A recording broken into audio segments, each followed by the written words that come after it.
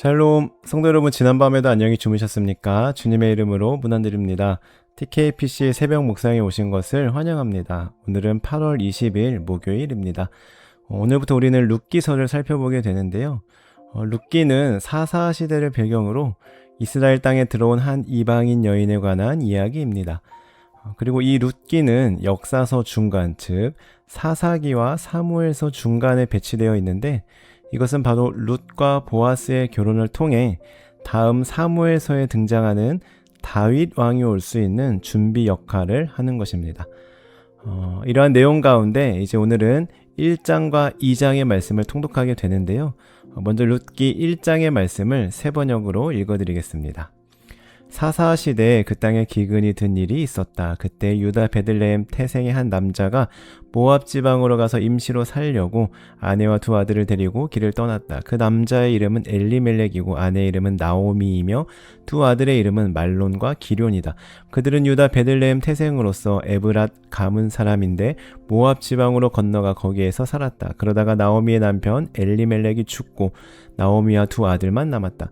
두 아들은 다 모압 여자를 아내로 맞이하였는데 한 여자 이름은 룻이고 또 한 여자 이름은 오르바였다.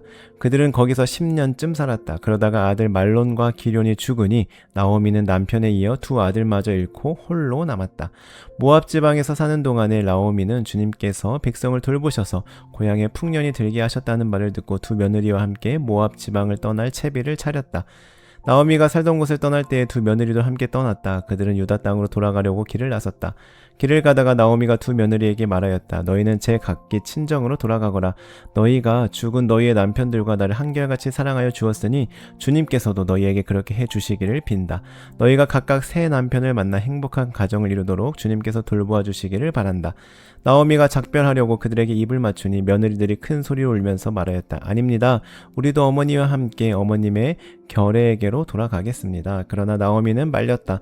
돌아가다오 내 딸들아, 어찌하여 나와 함께 가려고 하느냐?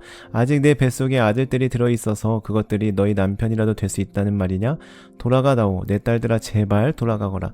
재혼을 하기에는 내가 너무 늙었다. 설령 나에게 어떤 희망이 있다거나 오늘 밤 내가 남편을 맞아들여 아들들을 낳게 된다거나 하더라도 너희가 그것들이 클 때까지 기다릴 셈이냐? 그때까지 재혼도 하지 않고 홀로들 지내겠다는 말이냐? 아서라 내 딸들아, 너희들 처지를 생각하니 내 마음이 너무나 괴롭구나. 주님께서 손으로 나를 치신 것이 분명하다. 그들은 다시 한번 큰 소리로 울었다. 마침내 오르바는 시어머니에게 입맞추면서 작별 인사를 드리고 떠났다.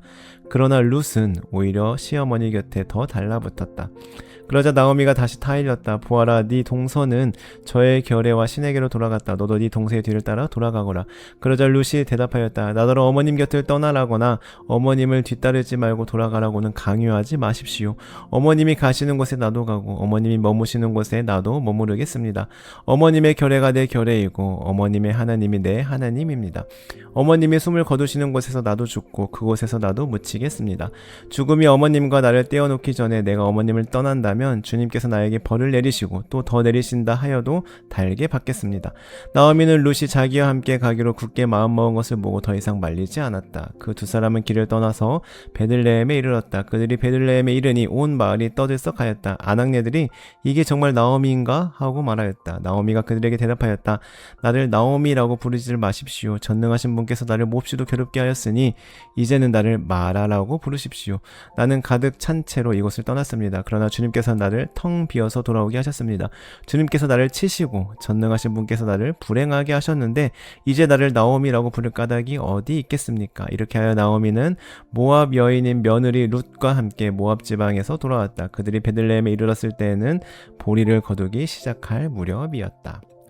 이어서 룻기 2장입니다. 나오미에게는 남편 쪽으로 친족이 한 사람이 있었다. 그는 엘리멜렉과 집안간으로서 재력이 있는 사람이었다. 그의 이름은 보아스이다.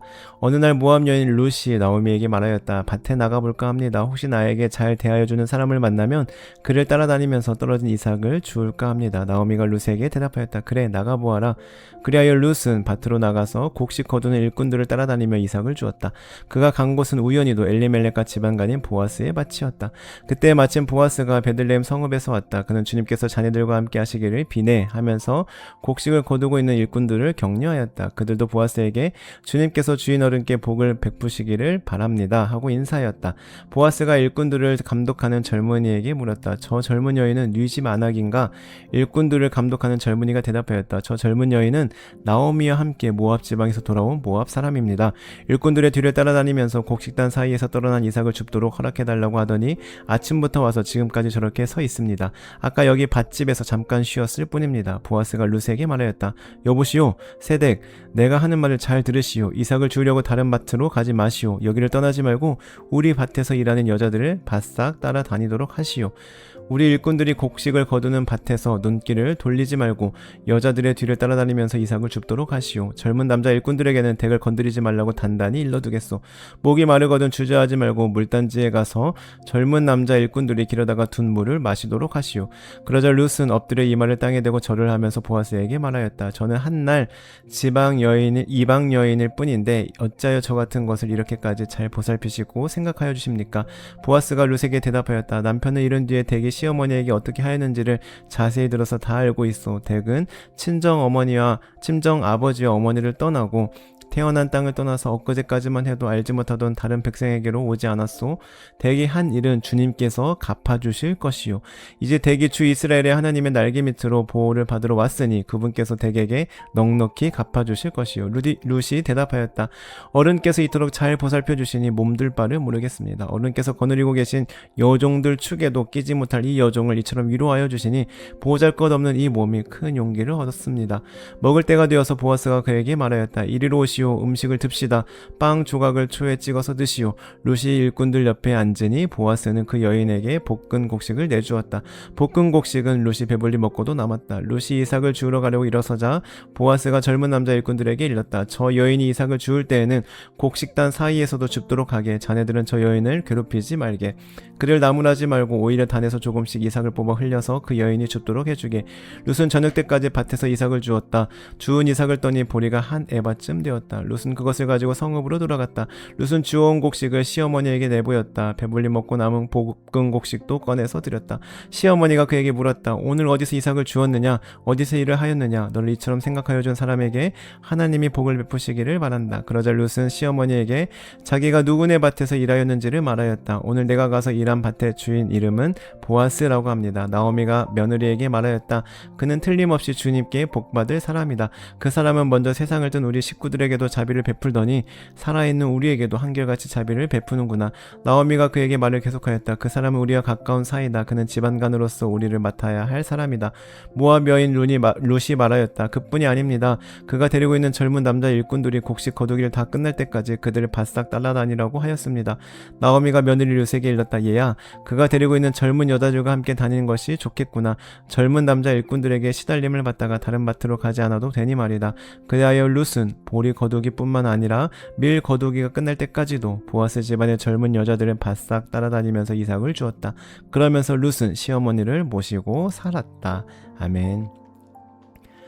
오늘 함께 읽으신 말씀은 룻이 시어머니 나오미와 함께 베들레헴으로 돌아오는 장면을 그리고 있습니다. 그는 남편도 잃었고 재산도 잃었습니다. 더구나 룻은 모압 사람이었습니다. 당시 이스라엘 사회에서 이방인 여성, 그것도 과부로 살아간다는 것은 결코 쉬운 일이 아니었습니다. 그래서 룻은 먹고 살기 위해 밭으로 나가는데요. 그런데 룻기 2장 3절에서 흥미로운 표현을 사용합니다. 그리하여 룻은 밭으로 나가서 곡식 거두는 일꾼들을 따라다니며 이삭을 주었다. 그가 간 곳은 우연히도 엘리멜렉과 집안간인 보아스의 밭이었다. 여기 보시면 우연히라는 단어가 나오는데요. 이 단어는 히브리어로 미크레라고 하는데 이것은 말 그대로 예상하지 못한 사건을 의미합니다. 즉, 룻의 입장에서 보면 정말 우연이었습니다. 룻은 보아스가 누군지도 몰랐고요. 자기가 어느 밭으로 가야 하는지도 몰랐습니다. 그저 먹고 살기 위해 이삭을 주우러 나갔을 뿐인데요.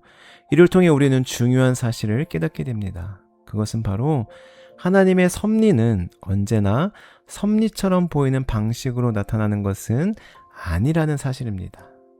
다시 말해, 하나님은 아주 평범한 하루 속에서 일하십니다.